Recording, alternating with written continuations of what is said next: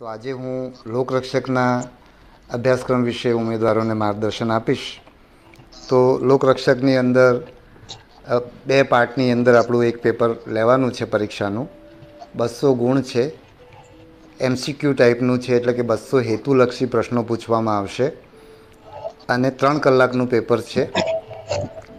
અને એમાં પાર્ટ એ અને પાર્ટ બી બે ભાગમાં આખું પ્રશ્નપત્ર વહેંચાયેલું છે અને એમાં બંનેમાં પાસ થવું ફરજિયાત છે અને બંનેમાં પાસ થવા માટે 40% ગુણ મેળવવા ફરજિયાત છે.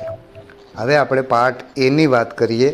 વિદ્યાર્થીઓને ખાસ કરીને એને લગતા જ મુખ્ય પ્રશ્નો હોય છે.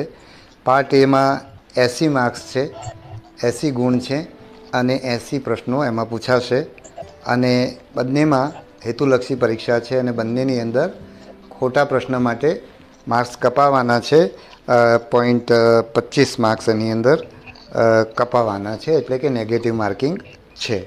હવે પાર્ટ એના અભ્યાસક્રમની વાત કરીએ તો રિઝનિંગ અને ડેટા ઇન્ટરપ્રિટેશન, ક્વોન્ટિટેટિવ એપ્ટિટ્યૂડ અને કોમ્પ્રિહેન્શન. તો પહેલાં આપણે રિઝનિંગ અને ડેટા ઇન્ટરપ્રિટેશનની વાત કરીએ તો એના 30 ગુણ છે, એટલે કે 30 પ્રશ્નો પૂછાશે. અને રિઝનિંગ અને ડેટા ઇન્ટરપ્રિટેશન છે એ ગણિત નથી, એટલું વિદ્યાર્થીઓને હું સ્પષ્ટ કરું. રિઝનિંગ એટલે કે તર્કના આધારે તમારે જવાબ નક્કી કરવાના છે અને ડેટા ઇન્ટરપ્રિટેશન એટલે કે તમને જે માહિતી ડેટા આપેલી છે એ ડેટાના આધારે તમારે પ્રશ્નોનો જવાબ આપવાનો છે. એટલે આ બંને એવા છે કે તમને જે રકમ આપેલી છે, જે વિગતો આપેલી છે પ્રશ્ન, એના આધારે તમારે તર્ક દોડાવીને રિઝનિંગને લગતા, તર્કને લગતા પ્રશ્નો તમારે સોલ્વ કરવાના છે. અને ડેટા ઇન્ટરપ્રિટેશનમાં તમને ડેટા આપેલી છે, જે માહિતી આપી છે અને એ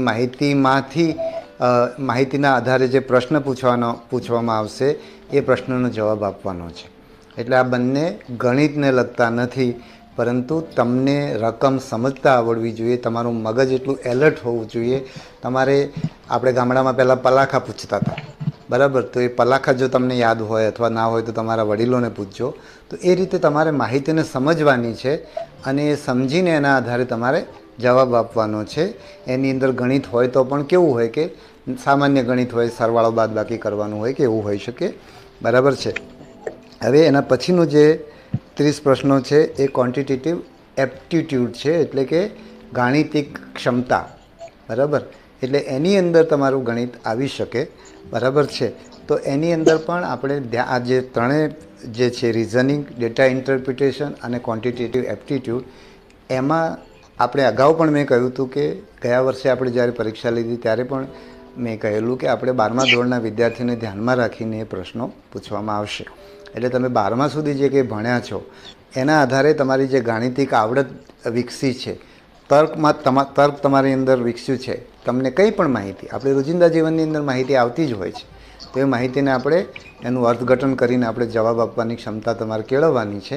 અને એને લગતા પ્રશ્નો ભૂતકાળમાં બીજી જુદી જુદી પરીક્ષાઓમાં ગુજરાત બહાર જ્યાં પણ પૂછાયા હોય અથવા તો એને લગતા પુસ્તકો હોય કે ઇવન તમારા 12માની અંદર પણ એવા કે તમારા નીચેના ધોરણોની અંદર એવા પ્રશ્નો પૂછાતા હોય, તો એને ધ્યાનમાં રાખીને તમારે તમારી એ ક્ષમતા વિકસાવવાની છે અને એના આધારે તમે તમારે જવાબ આપવાના છે. અને આનું જે ધોરણ છે પ્રશ્નોનું, એ ધોરણ 12મા ધોરણ સુધીના વિદ્યાર્થી માટેનું છે.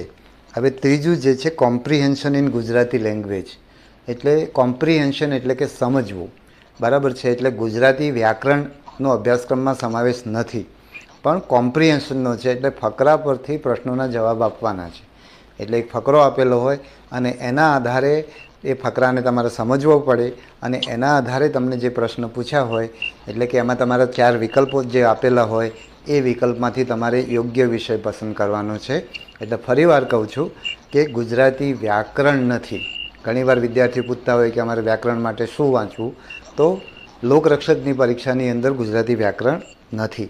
એટલે આ આપણે પેપર પાર્ટ એની વાત થઈ ગઈ અને પાર્ટ એમાં તમારે 40% ગુણ લાવવા જરૂરી છે. એટલે બંને ભાગની અંદર 40% ગુણ મેળવવાના છે.